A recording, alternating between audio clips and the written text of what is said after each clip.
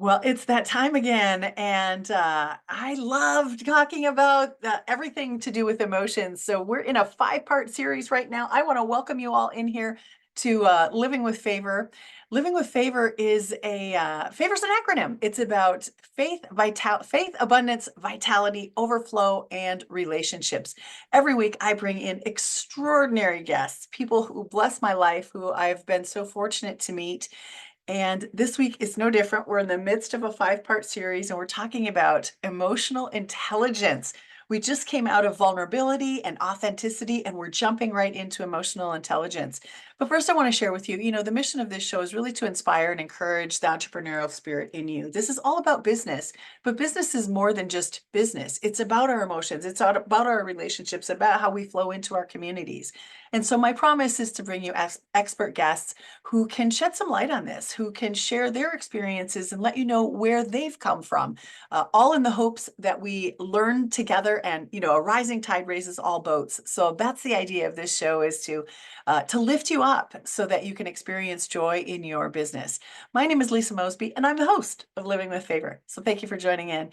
Uh, you know, I mentioned emotional intelligence. So my special guest this month is Miss Becky Sheehan. She's an empath, intuitive healer, and coach, and she specializes in empowerment, communication, and radical self-love.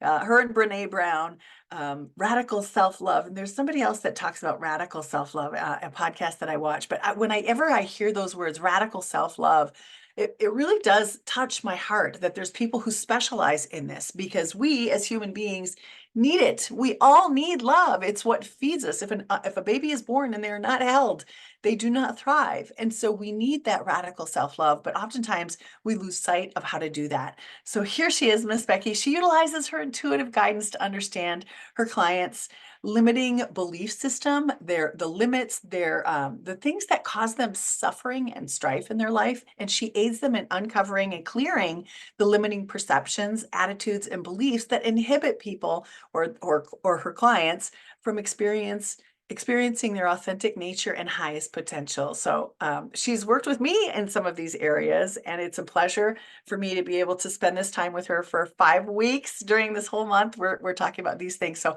welcome, Miss Becky. I'm so glad you're back.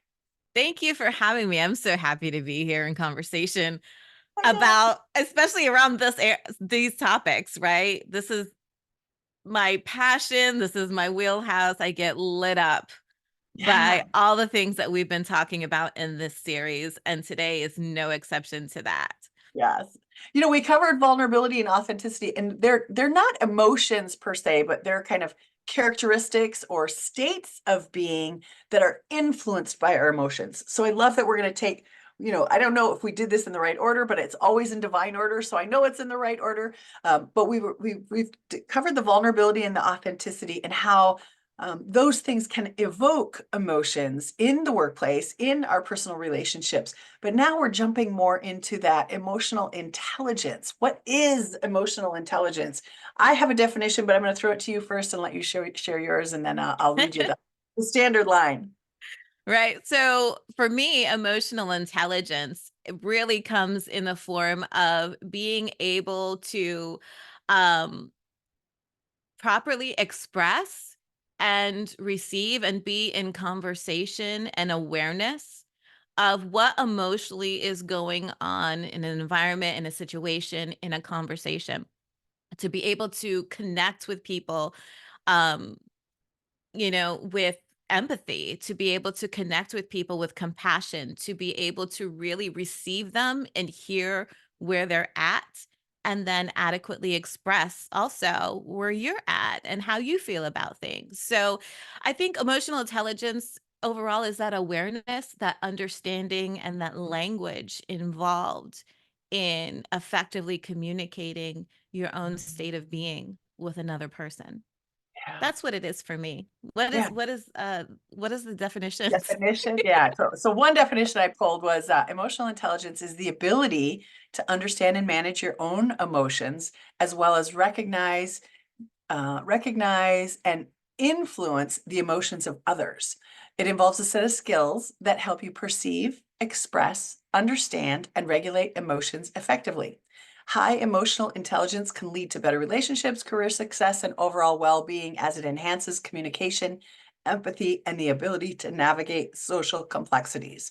So pretty much everything you said, but maybe in a little nerdier format, less connected to our heart. But Yeah. uh, yeah. So, you know, where do I want to go with this first question? It usually pops in and I know where I want to go with it. But as we read these definitions, I think what comes to mind is, in what ways do you think improving emotional intelligence can actually impact our personal and professional lives? That's where I want to start. In what ways do you think it can impact? Before we get into more of the nitty details, Yeah. how does this affect our life? How does it help us improve our thinking? Oh my gosh, it completely affects our life. Yeah. When we're able to all these things kind of blur the lines with each other, right? Emotional intelligence really is blended beautifully into vulnerability. Is to be able to express yourself, express your truth, express your circumstances and reality in a very thoughtful, a very loving, a very real way. Um, that allows the opportunity for, things to be healed, things to be addressed, things to be reconciled. I think about like in a workplace environment, right? When you really have a strong emotional intelligence, if you're an employer in a business workplace environment and you have your employee or you have your coworker here with you and they are you providing a beautiful safe space for them to really open up and be vulnerable. When you're hearing where they're at, when you're hearing where they're struggling with, you can hear their emotions, you can hear the way that they describe things, what language, what vocabulary are they putting to what they're dealing with or what they're struggling with. You're able to really understand what they're going through, to have a lot of empathy and compassion, to really figure out what it is that they need. Maybe you can invest in it even more, but you're actually being very observant. You're actually, if you're a very emotionally intelligent person, you're reading the energy, you're reading their facial expressions, you're reading the language, you're reading everything in that room that is giving you this beautiful big picture of where they're at and what's really going on. And when you can have that proper understanding and that feeling and that recognition of what's happening in front of you, you know how to meet them in a really powerful way. You know how um, you can understand what their needs are in that particular moment, whether it just the need to be heard, whether it's the need to help them find a solution, whether it's the need to um, just really um, be spoken into, right? Because that's also very powerful to be spoken into in that moment. When you can serve people in that way, have that awareness where it's really serving to somebody else in that way, then you are actually healing. You're healing in a conversation, you're healing in a dynamic. And when you have a healing sort of energy, you're able to reach the other side of thing or move past it to reach the other side of things. So maybe it's a really intense conversation that needs to happen at work.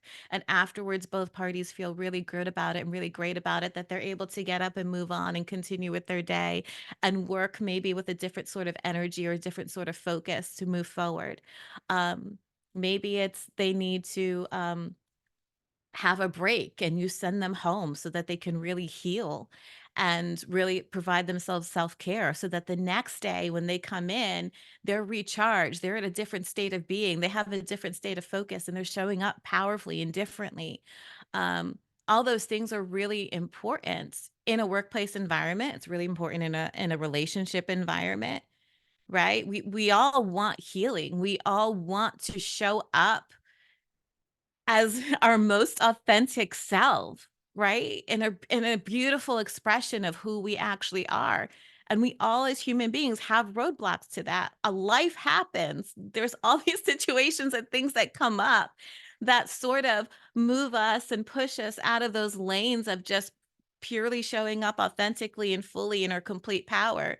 And to help people navigate that, to help bring them back to center is really such a beautiful and loving thing to do and to be for another human being.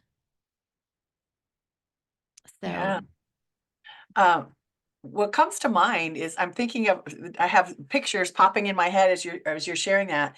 And what comes to mind is I find that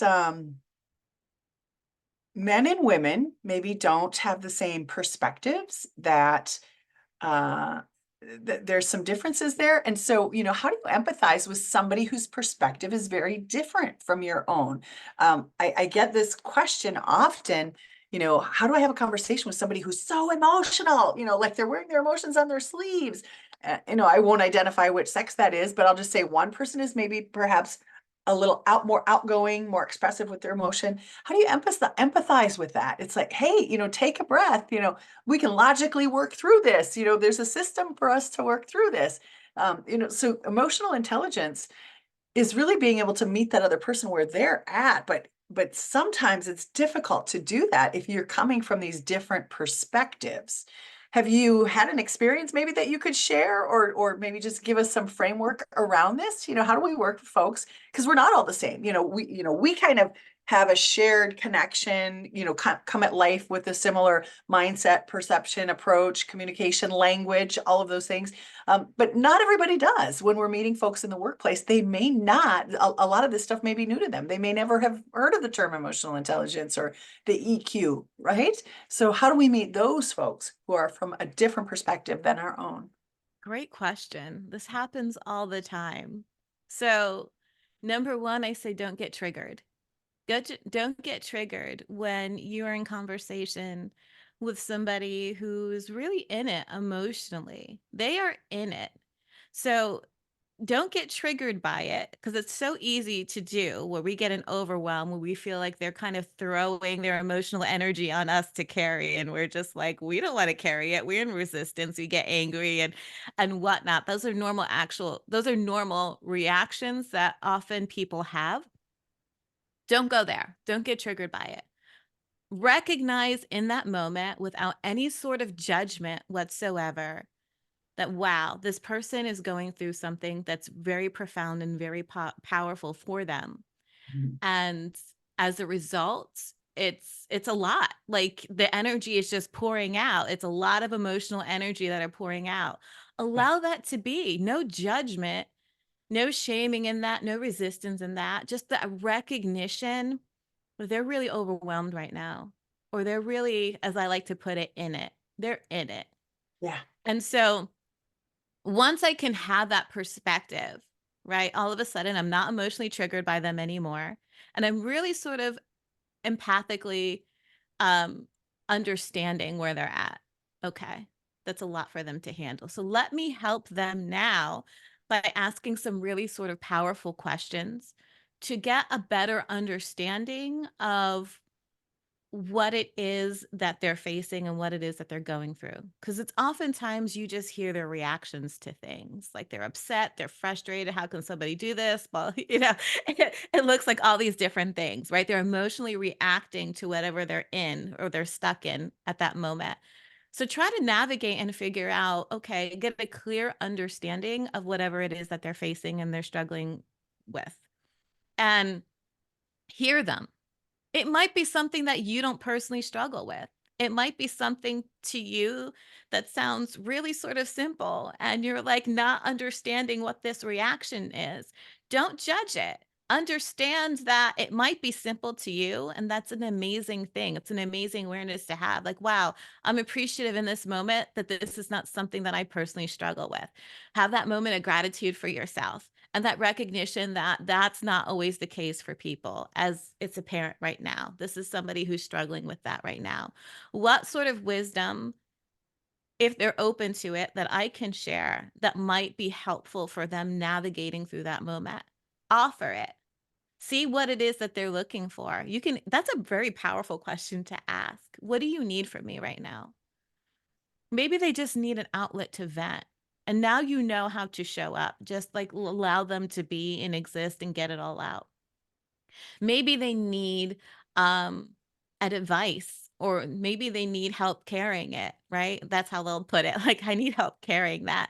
For me, that means we don't have to carry anybody else's energy or emotions. If it doesn't belong to us, we don't have to carry that. But we can help them navigate it in a very healthy and effective way. we can help them say, okay, well, let's lighten your load, so to speak. This isn't something that you really need to be worried about. This isn't something that you really need to be worried about. This is what's actually here on your plate that you're carrying. And let's take a look at that and see how we might be able to make that lighter for you. Um, Meeting people in that way is really profound and important.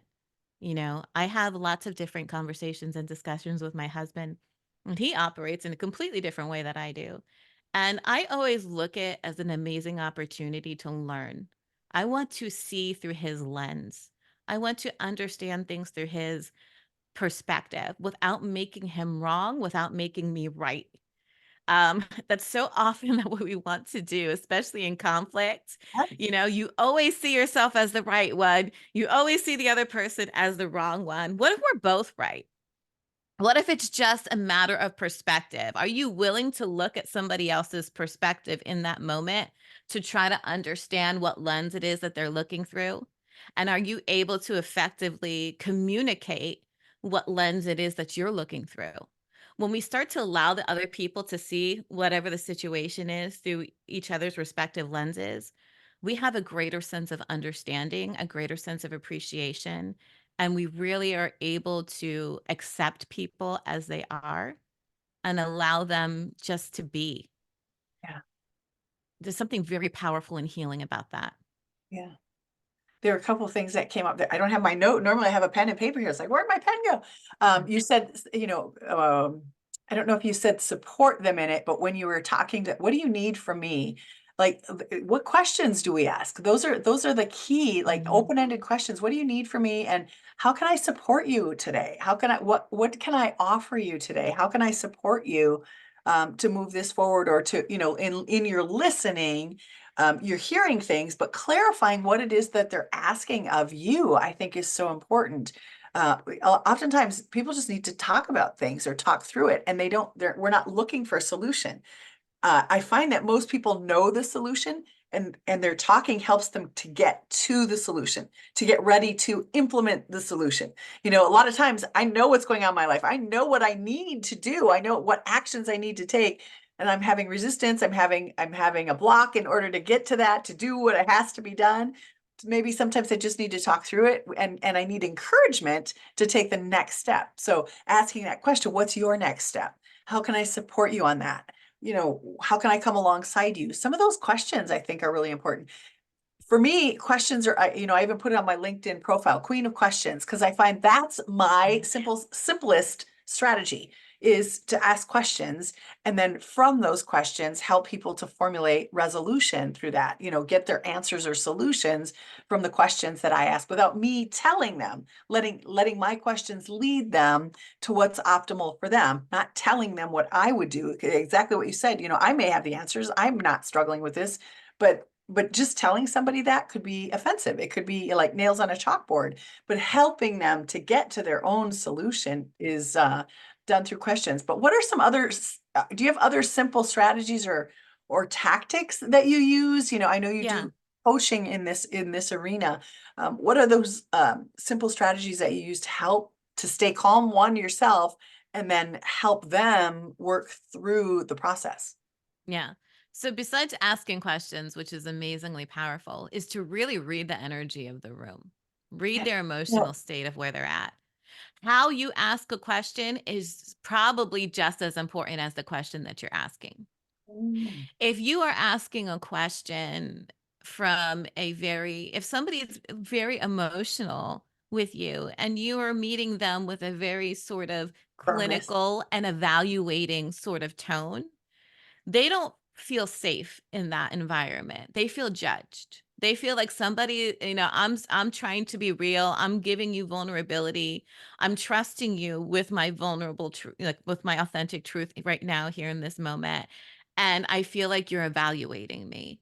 There's automatic resistance to that. And it's either going to have cause the person to shut down completely or cause them to push back and maybe get a little bit more triggered by it. Yeah. So, really reading the energy of a room and understanding, how do I ask this in a way that is both recognizing where they're at, supportive of them, but still asking a question. That's so much importance. Maybe it looks like recognizing, having that moment of validation. Like, yeah, that's really rough what you're going through. That's troubling. I can understand why that is, you're experiencing a lot of distress with that. I'm really, really sorry that you're going through that. But, you know, maybe there's something to, have you ever thought about perhaps looking at it from this perspective? Or have you tried something like this before? Right? Once you have that moment of validation, really allowing somebody to recognize that their share was received and received with love from you. They feel safe. That provides this feeling of safety. Okay. But then, Becky, how do you balance your emotional needs with the needs of the other people? Because I can see, if somebody's really going through one, I can feel confident coming into that environment because I have maybe been there before, and we never feel what somebody else feels when they're going through it, but you may have had a similar experience come up, and you have ideas of solutions. But what if you're fragile? Like right now, I've been fragile this last week. My voice is strained. I've been sickly. I'm not in a strong place to be able to deal with other people's emotions because I have a lot of physical stuff going on for myself right now. So how do you balance your emotions? When you say read the energy, I find that I know I can get sucked into the Yeah. energy of a room. So give us a little bit of insight onto that. Thank you for beautifully painting that, right? Yeah. The importance in in that scenario is to speak your loving truth. Be real about where you're at with that person in that moment, but in a really loving way. Like, oh, there's times where I've had I'm about to go to bed, that I'm absolutely exhausted, that my family is waiting for me, or in another room, and I really need to get to them because I promised them certain amount of time. Like all these different scenarios kind of pop into my mind where I've been in that situation before. And the key for me is to speak with loving honesty. Like, oh, I know that you're going through a really hard time right now. I can hear the distress in your voice. I'm so sorry that you're going through this.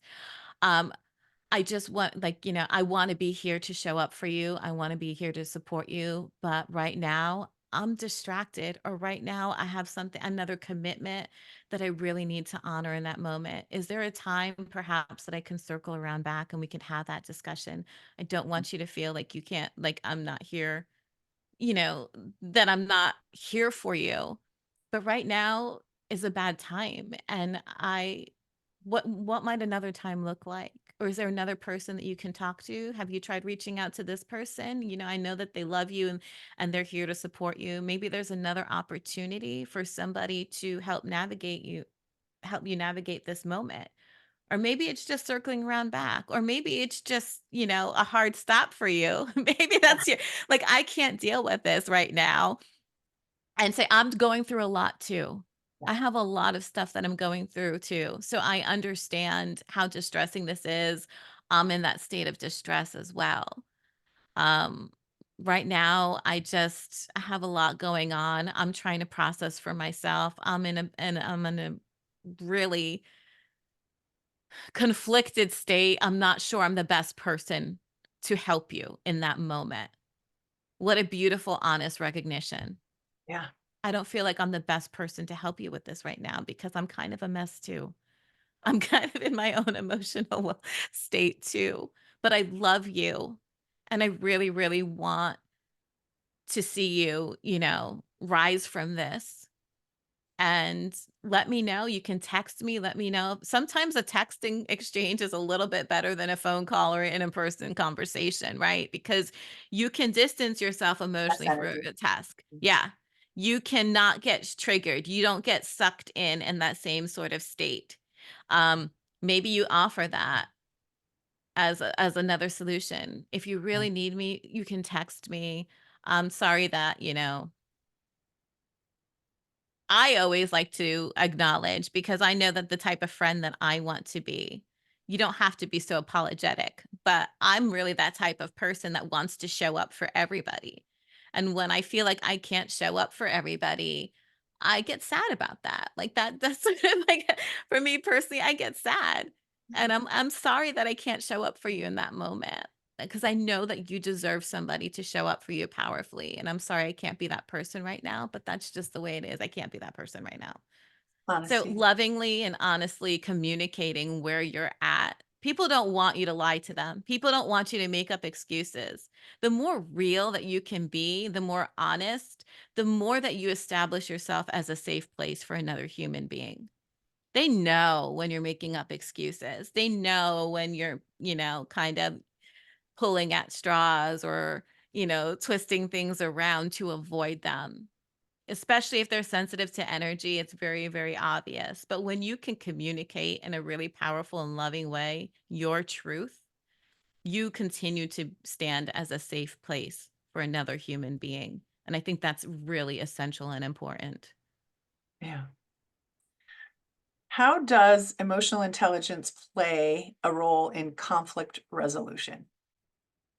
I'm taking this like into that business perspective, as in leadership and conflict resolution in business. And then we'll open up and ask our audience some questions. But how does emotional intelligence, I see it in the workplace a lot where folks can't get on the same page. We're working together in our business or in our, maybe we're entrepreneurs and we're in a position of collaboration. How do we get on the same page? How do we use emotional intelligence to resolve that conflict or get people on the same page and to cause us to be a better leader in doing that? Yeah. Uh Asking questions again. I don't think that, Ah, like all the I don't questions. think questions are really powerful. Yeah. Um are really an amazing tool that we don't lean into enough, and I don't understand why so many of us are scared to ask questions. Because we want to talk. I think that's what comes to mind is like I know it's really easy to walk into a situation, especially for me. I tend to be a leader in a lot of the things I'm involved in. So I come in and it's like, here's what I see happening, here's what I want to do, here's what I want to accomplish. Do you hear the words that I mean? And Yeah. it's like I rather than that, the questions, it's like, okay, here's what we're here to discuss today. Mhm. These are some of the things that have come up for me. I would love it if other folks in the room shared what they hope to take away from this conversation and we get them all on one paper. We put them in the parking lot and we can address them one by one rather than one person showing up doing all dictating or all of I don't know. Sometimes we Yeah. think of leadership as one person, preaching to the masses, and that's not necessarily leadership. Leadership is listening first, second, third, and fourth. Leadership is, for me, it's really more about listening because we don't get anywhere if we don't get input from the team, the people that you're collaborating with, whether they're employees, entrepreneurs, volunteers, whatever your team looks like. How do you lead that team and have the emotional intelligence to keep your own emotions in check, your feelings in check? Don't get hurt by what people are sharing. Maybe they're sharing dislikes about things or how things are moving forward. Um, but we don't have to take those personally. And by asking better questions, we don't need to take it personally. It's like, this is what's not working. It's not that I'm not working, it's this that's not working. And how can we all together improve that? So I Yeah. totally get what you're saying when it's asking better questions. How do we show up to ask those questions as though we're not, interrogating? You said Yeah. how do you ask the question, and question is as important as the questions that we're asking. Open-ended questions, open questions so that we get feedback from people, not interrogating questions, or picking out certain people and just zeroing in on those folks, giving us a list of here's the things that we want to learn about today, or here's where we want to go with this information. Yeah. And that's what being a leader is. For me, that's how I see it. That's what being a leader is to facilitate the conversation rather than showing up and lecture to everybody about what outcomes we're desiring. Yeah. Am I close, son? No, absolutely. Okay. 100%. For me, I'll tell you what it looks like for me. It might not Yeah. look like the same way for everybody because I don't have that point of view perspective for every single person out here. But for me personally, I find the most powerful way to show up is in conflict resolution conversations, especially in the workplace dynamic, is for me to be as honest and authentic as I possibly can. I will always be that person in the room that sort of raises their hands and says, I'm having trouble understanding what was just said. Can somebody rephrase that or reframe that for me? And ask Mhm. if there's something being expressed that I'm really not quite on the same page with, and I'm not quite understanding their lens or seeing things through their perspective or lens. For me, it's important that I want to be able to do that, because conflict resolution really is about acknowledging where the different people are at in that conversation, how they view something, and acknowledge that their viewpoint is very valid and there's a lot of truth behind their point of view. The fact that they have that particular point of view is going to it brings an awareness of something that needs to be addressed or resolved, right? So them speaking their point of view and perspective is really important and very powerful. Everybody being very honest and open in a conversation is absolutely essential, because it raises awareness of all the different places that you might be out of alignment. And resolution is really trying to get everybody in alignment in some way, shape, or form with each other, so that you can move collectively together towards whatever that destination is. Or you can move collectively together in a project, or move collectively together on a task. But you really need to understand and hear what everybody's concerns are, how they see things. Maybe they see it from a point of view that you've never considered before. Maybe they see it from just a completely different lens. That's the only way I could best describe it. It's just a completely different lens. I'm an emotional person. I lead with my emotions. I receive information emotionally first more than anything. So my lens really comes from an emotional state of being. What I recognize the emotions in a conversation, what I see and perceive the emotions are in an overall community or in a workplace. I have that sort of magical superpower of connecting with people in a very strong emotional way. I'm not that analytical mind. That's not my wheelhouse. That's not who I am. I don't think about those things in that perspective. That will usually come way later down the road, or in a conversation where somebody allows me to look at something through that particular lens. So in these conversations, I show up authentically and say, I really want to hear and understand what you're saying, but I'm having a little trouble following. Can you reframe that, or can anybody else reframe that for me, so that I can, I can hear what you're trying to say? Got you. I'm always the first person in the room to do that. Sometimes that's able to be done. Most times I feel like that's able to be done quite effectively. If they can't reframe the conversation, there's somebody else that might be able to, how I put, translate it for me in a way that I'm able to then get on the same page and say, oh, okay, I am understanding where you're going with this now. Continue to express and share. Sometimes though, it becomes a little bit more challenging, and maybe the reframing isn't something that I easily pick up or understand. So then I'll ask more questions in that moment. Be like, okay, I think I've got this part. I'll recreate. I think Landmark uses like recreating. I'll recreate what I did understand. Okay, so I know that you were talking about this. I understand this aspect, but after that, I got a little bit lost. You were talking something around this. Can I ask some questions around that, so that I can reframe it and understand it in my own way? Ah, questions are very powerful in helping you with your own understanding of things, so that you can get on the same page as people. This is essential in conflict resolution. You have to be willing to see things from the other person's perspective and point of view, and understand that that has value. So perhaps maybe that's one of the strongest things to go in that conversation with, is that understanding and awareness that every single voice at this table is valuable, and every single perspective that they're offering is their own truth, and therefore it's valuable. You need to be aware and have the open, sort of meet this with that sort of openness to hear and look at things through their particular lens. And then from there, we can start putting all the pieces together and start figuring out what problems there are that we need to address and what problems that maybe just additional information or additional awareness might be able to solve and mend on its own. Yeah. Because You know, sometimes it's just pieces of information that makes it all go away. yeah. It kind of breaks down. It's like ask questions, listen, clarify, mean repeat back what you heard so that you're on the same page, and then you can move forward.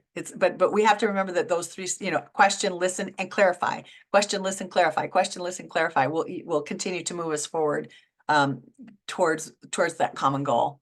But if we don't clarify it, we can't get on the same page. The alignment piece of it is so important in You see, what I we just beautifully illustrated that. You see, me and my emotional state had to go through all that different thing.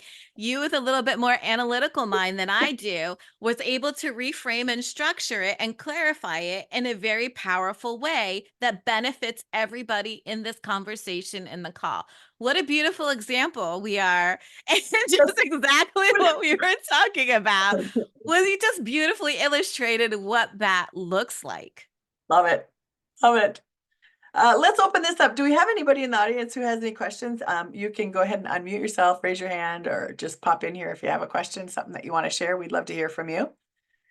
And if folks want to do that, I have a question, if that's go for cool. it. Good Yes. morning. Yeah, so I don't quite know how to ask this question, but I can kind of like maybe help by presenting where it would be helpful for me. First of all, thank you guys so much. Your conversations are so much fun to listen to. So Oh, I'm gonna thank add that in there. Um, I am notoriously bad at like kind of skipping over the emotional side and going straight to the problem solving side. Um, and I think part of it is if somebody comes to me and they're emotional, I get very overwhelmed by it. I kind of like take on that emotion and default to that problem solving. It's like, oh, like why don't you just do this? Why don't you do it like that? What kind of recommendations would you guys have in terms of like separating myself from that and or like questions I could ask to help better understand what they are feeling? Because I think there's also a disconnect I have there. Yeah. Well, you have beautiful awareness, first of all, Sophie. So congratulate yourself on being self-aware to Thank you. know and understand like where your challenges are and what it is that you naturally default to. There's no wrongness. I like to start and say there's no wrongness to the way that you go about doing things, but there is something beautiful about wanting to show up more powerfully and more differently for somebody else that might need or require something a little bit different than what you naturally have to offer. So, having said that, what I don't know about you, I'm sure Lisa's going to chime in too. Um, I would, this is a really beautiful space to ask that question. What are you needing right now? Mhm. Right? I'm hearing you like there's going through a lot. How can I best show up for you in this moment? That's a really beautiful, loving way to ask that question. How can I best show up for you in this moment? That's really asking them to tell you and communicate to you what it is that they need. If they need help in problem solving, then you can just show up as your natural default state because that's actually the whole entire reason why they're talking to you is because you are somebody that can help them see solutions or possibilities or different things that maybe their emotional state has blocked them from seeing because emotions can be very overwhelming. I like to think of emotions as being kind of like almost like a cataracts over your vision. It really sort of distorts and clouds what you're able to see accurately in your own life. So when you have beautiful people around you that you can go to that will help you navigate and help you see a little bit more clearly and remove that clouded vision from you, that's always a very beautiful and loving thing. So maybe that's exactly why they came for you. Maybe they need something else. Maybe they just need to vent. I know I'm somebody that typically shows up in conversation just to talk because I process through speech. I need to speak and hear myself speak. And then I'm able to actually understand and process everything that is happening for me. So I just need a place, I just need somebody to speak to that allows me to process things in a very healthy, unique way for me. Maybe they just need somebody to hold that space. Yep. So if you ask that question, how can I best show up for you in this moment? Like, I know you're going through a lot. I hear you. How can I best show up for you right here, right now? And they're like, I just need you to listen. Okay. So now that you understand what it is that they want from you, you're able to kind of set yourself up in a better way to support that person and see that person. If they just want you to listen, right? You can maybe you don't you can have you can have your boundaries a little bit more firmly in place around you, right? So that you're not receiving all that information, you're actually all that energy from their emotional being. You're actually allowing yourself a little space, carving out like a little box for you to stay safely behind, but really still listen and validate that person as they're sharing whatever it is that they're going through. If they happen to change somewhere in the middle conversation, what it is that they require from you, because you asked the question initially, they'll usually tell you when they want something different along the way. Not always, but I found more often than not, I guess what I really need right now is some help and direction. Then all of a sudden, now you know how I can show up differently for this person. Okay, now they want Mm-hmm. help. So now my investigative, now I'm going to start listening for ways that I can help them and give them solutions that have come up to me throughout the course of the conversation. So you can kind of switch gears into that. Um, so I think asking all those really important and amazing questions will really help you navigate the situation better and feel more comfortable in what Yeah, it is that how you're going to use your energy and how to show up. At the end yeah. of the day, Sophie, I'm sorry, at the end of the day, you don't need to accept anybody else's emotions. They're not yours. They're not yours to carry. And you should have some emotional boundaries around yourself. You should be able to recognize they might be kind of overwhelming and throwing out energy all over the place, but I have like a boundaries around myself where I don't need to take that on. I don't need to wear it Mm-hmm. for them. That's not really what they're asking for, and that's not really what they're requiring in the moment. So stay safe in your emotional boundaries. Gotcha. Yeah, and I think what it really comes down to that you guys had that kind of like sequence of asking questions, listening, and clarifying. And I think by asking like the question is kind of like the crossroad of like, do they need the emotional venting side? And that like helps me prepare better because then I don't assume that they need help right away solving the problem. And it kind of just like, I don't know, I think it like it's more of like the response, like a better response as opposed to reacting to them. I think it kind of makes that shift there. So thank you. That helps a ton. Sophie, one thing I'll add to that is in that process, you're listening. So if somebody's venting and listening, I do set a limit. And in my early 20s, I worked for a therapist and he had a 7-minute limit. If somebody's going to go on and go on and go on and go on and they're too negative, he would set a limit at 7 minutes. He was done. Like either we move Mm, this conversation forward. So, Becky said, what are your boundaries? So, if somebody is just in a complaining place, that can suck the energy out of us. And so we do want to protect our own energy. So knowing what your boundaries are when you're in those environments doesn't mean that you just walk away and say you'll never come back to it again. You can close out that conversation saying, I hear you and I hear that you have a lot going on with this right now. And I would love to dig deeper into this. When you're ready for solutions, I would love to talk to you more about this. Thank you for sharing and letting me know what's happening. When you're ready for solutions, I would love to go deeper into this, but I have to cut, I have other commitments. I have to get going. But let me Gotcha. know when you're ready for solutions. So that's one, giving them a time, an opportunity to come back for solutions. And the second one is when you're in the midst of the conversation, asking for permission to give a solution. So I've been referred to as a fire hose, you know, when people come and ask for help from me, it's like coming to you is like standing in front of a fire hose because I can just dump it all out.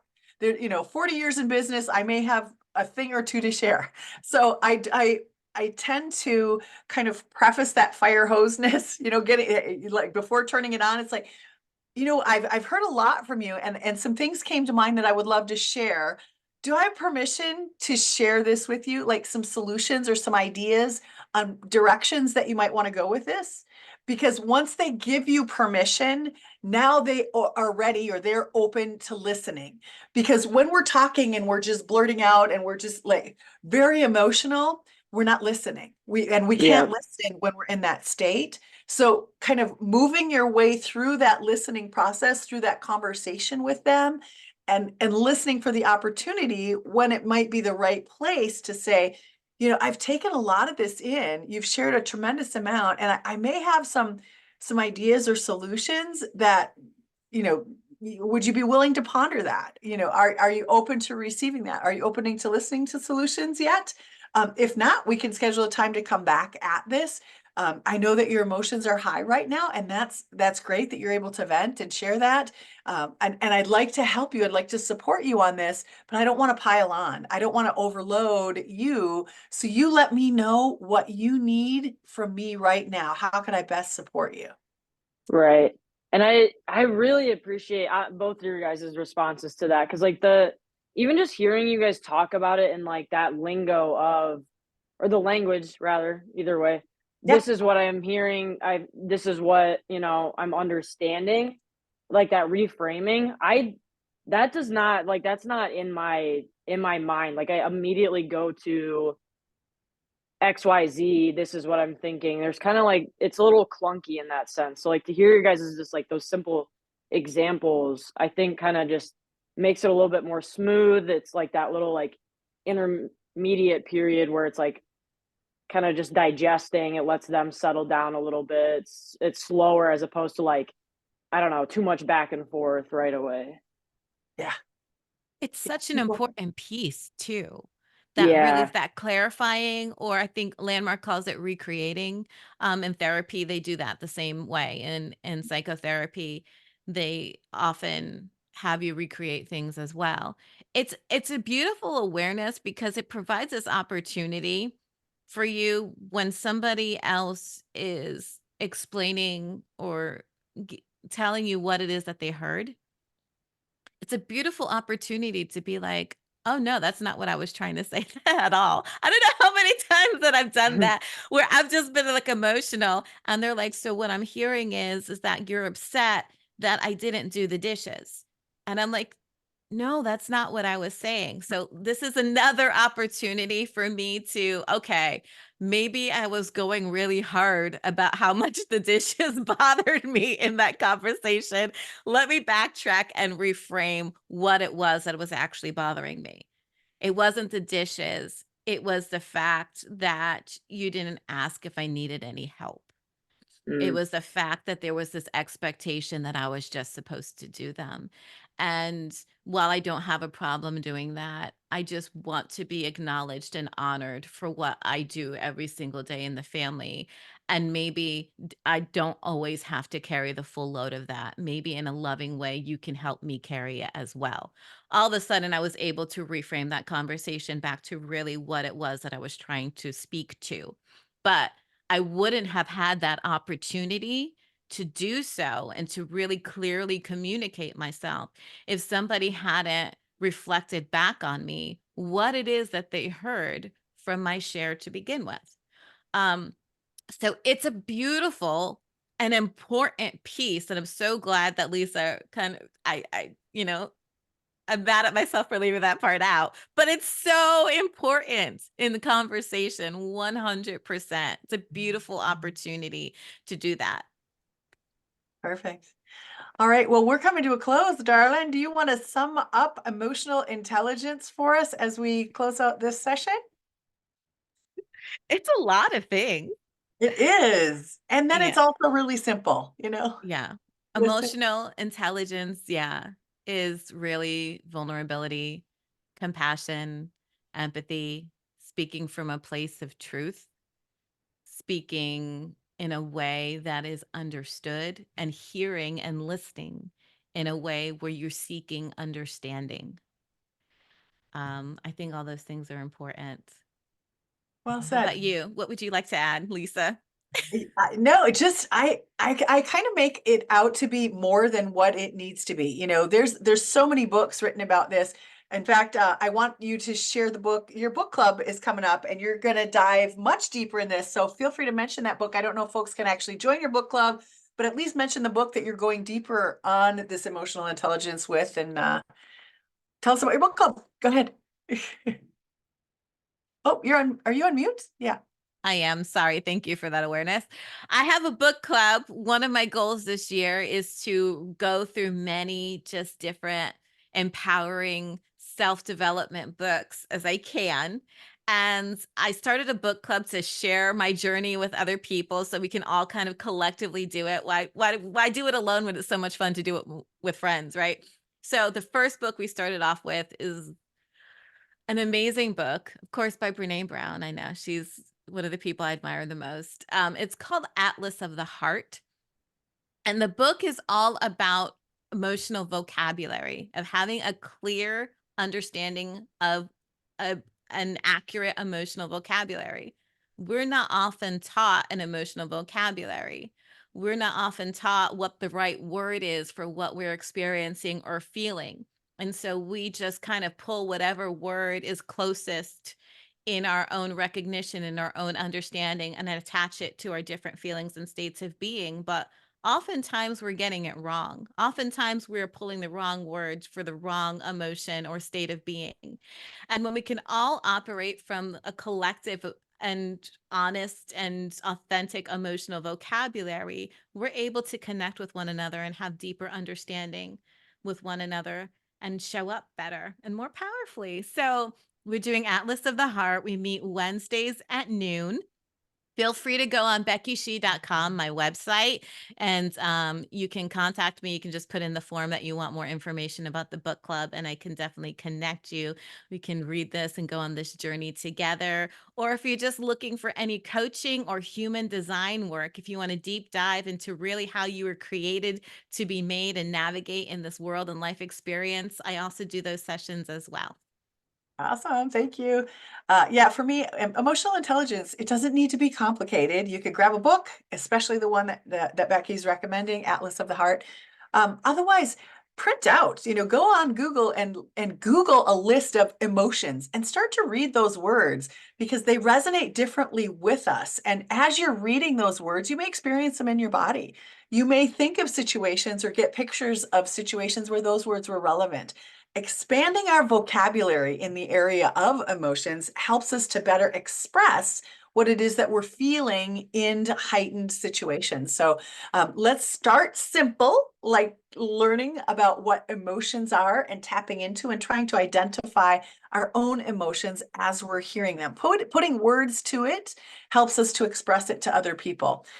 We don't want you to be intimidated by this idea, but we want to just bring it to the forefront of your mind. You know, exploring emotional intelligence will help you to create more trusting, loving, kind, compassionate relationships, and it will help you to be able to express what it is that you're feeling and perhaps understand other people's feelings as they're expressing them with you. So thank you for joining us in this conversation today. If you want to experience more joy and personal fulfillment in your business life, I'm here to help you with that. I'd love to come alongside you with your social media marketing, finding your voice and expressing that voice out to the world so that you can better help people in your world. You can reach me at lisamosbey.com. That's MOSBEY.com, lisamosbey.com. Go ahead and grab some time if you'd like to chat more about your business and share what it is that you're working on in the world. I would love to hear about it. We are here again next week. We have Miss Becky 2 more times this month. Next week, we're talking about the Vulnerability Leaders Toolkit. So she's going to be on the spot. We're diving deeper into Becky's coaching tools on how she works with getting leaders to be vulnerable. So we hope you come on back, and thank you so much for sharing today's time with us. We appreciate you. Bye.